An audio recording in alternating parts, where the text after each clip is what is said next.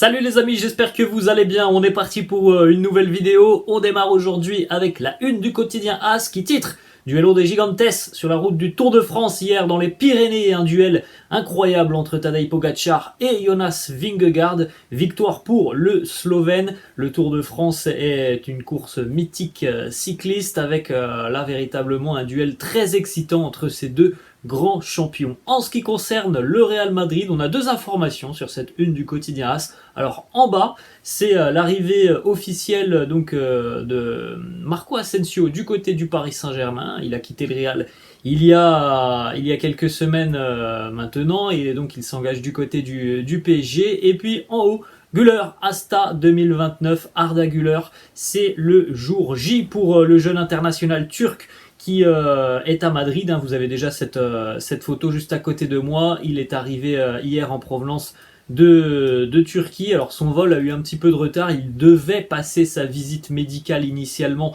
jeudi soir. Au final, elle aura lieu ce matin, avant donc la présentation officielle du joueur qui aura lieu à midi. Vous avez juste à côté de moi le post du Real laissé sur le compte Twitter avec le hashtag Welcome Arda. Il faut savoir que ce post est devenu, donc en l'espace de 24 heures à peu près, le post le plus liké de l'histoire du compte du Real Madrid, puisque là sur l'image vous voyez 460 000 likes. J'ai été check un petit peu les stats ce matin. Ce matin on est presque à 700 000 likes sur le post de l'arrivée d'Arda Güler du côté du Real Madrid.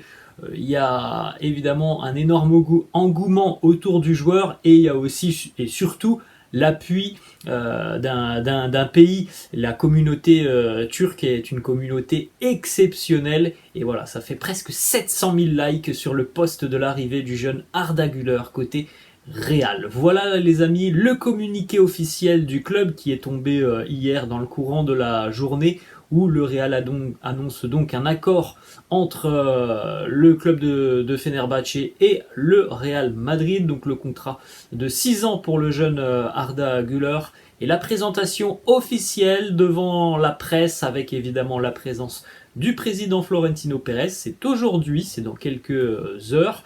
À midi, vous pouvez d'ailleurs retrouver cette présentation officielle sur le site du club, sur la chaîne Real Madrid TV, mais vous pouvez aussi la retrouver, et c'est plus simple, sur la chaîne YouTube du club. Ça sera diffusé à midi, donc en direct.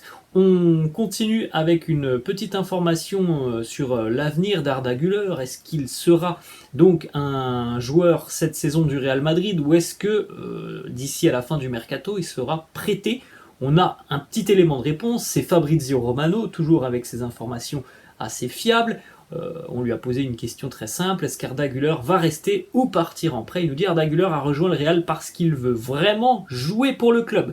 À l'heure actuelle, je ne vois pas de prêt pour le moment. Donc comme on l'a évoqué depuis quelques jours, il est fort probable de voir Arda Güler participer à la pré-saison du Real sur les prochaines semaines, et évidemment à l'issue de cette pré-saison, juste avant le début du championnat, on aura une liste des joueurs qui compteront pour Carlo Ancelotti cette saison, et c'est à ce moment-là aussi qu'on saura quelle sera la décision du club, du staff plus généralement, des dirigeants en ce qui concerne Arda Güler. Mais voilà, pour le moment, il n'y a pas de prêt qui est évoqué pour Arda Güler. On va essayer tout simplement de l'inclure petit à petit, je pense, dans l'équipe première. Et évidemment aussi, il faut que le jeune joueur puisse s'acclimater du côté du Real. Ça prendra peut-être un petit peu de temps. Mais en tout cas, voilà, pour le moment, on n'a pas de prêt qui est évoqué.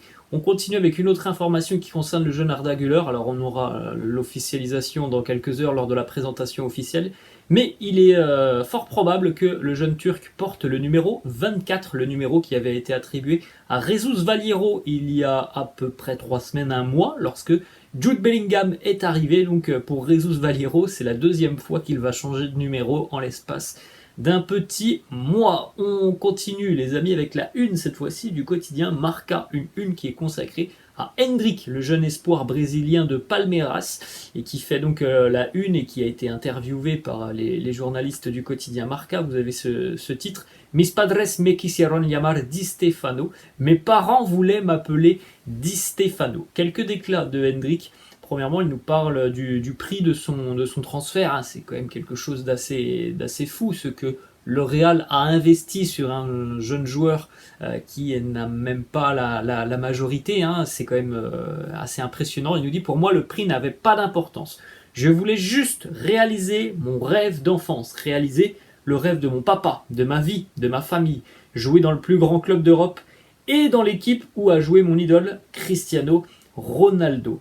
Rien ne m'importait plus que le Real Madrid. Donc, pour être honnête, à chaque fois qu'un club faisait part de son intérêt, je demandais « Mais qu'en est-il du Real ?» Je voulais juste savoir si le club s'intéressait à moi. Il nous parle aussi de sa relation avec Vinicius. Voilà, il aura l'opportunité de côtoyer pas mal de Brésiliens du côté du Real, plus globalement des Sud-Américains, mais voilà, il y a quand même une grosse communauté brésilienne du côté du Real. Il nous dit Endrick, Vinicius c'est un ami à moi, j'ai pu déjà passer des vacances avec lui, il m'a dit beaucoup de choses sur le Real, ces mots m'ont donné encore plus de force pour boucler mon transfert au club.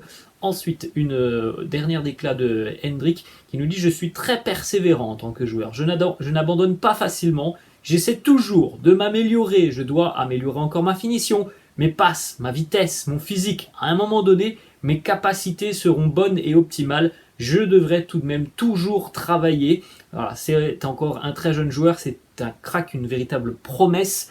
Endrick, on attend évidemment qu'il continue de performer du côté de Palmeiras. Hein, ça va quand même beaucoup mieux depuis quelques semaines, voire quelques mois. Il a eu des débuts vraiment qui ont été un petit peu compliqués avec l'équipe première, mais là ça va quand même beaucoup mieux.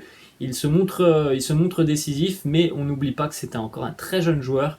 Il a encore besoin, évidemment, de progresser. C'est tout ce qu'on lui souhaite. On rappelle qu'Endrick arrivera du côté du Real l'année prochaine. On continue avec une petite photo assez sympa. Ça va certainement faire plaisir à Jude Bellingham, puisque du côté de Madrid, on a eu l'installation d'une bâche publicitaire de l'équipementier Adidas avec une donc, grande photo de Jude Bellingham et cette inscription Made in Birmingham, 100% Real. On termine les amis avec deux petites déclats de Toni Kroos. Une petite question assez sympa. Est-ce que tu préfères défendre sur Vinicius ou alors sur Messi en 1 contre 1? Réponse de Toni Kroos. Alors à l'heure actuelle, c'est Vinicius. Il est vraiment agile. On a déjà joué pas mal de fois contre Léo Messi. Tout ce que je peux dire, c'est que ce n'est pas un mauvais joueur. Ensuite, on continue avec une autre déclat, une autre question assez marrante qui a été posée à Toni Kroos. Est-ce que tu préfères gravir le mont Everest avec Luka Modric ou alors te battre face à Casemiro dans un combat de MMA? Réponse de Toni Kroos. Je préfère évidemment monter le mont Everest avec Luka Modric. Je ne veux surtout pas me battre avec Casemiro. Voilà les amis, la fin de cette vidéo. J'espère que ça vous a plu. N'hésitez pas comme d'habitude à lâcher un petit pouce bleu. N'hésitez pas non plus à vous abonner à la chaîne. Je vous laisse et je vous dis à la prochaine. Ciao.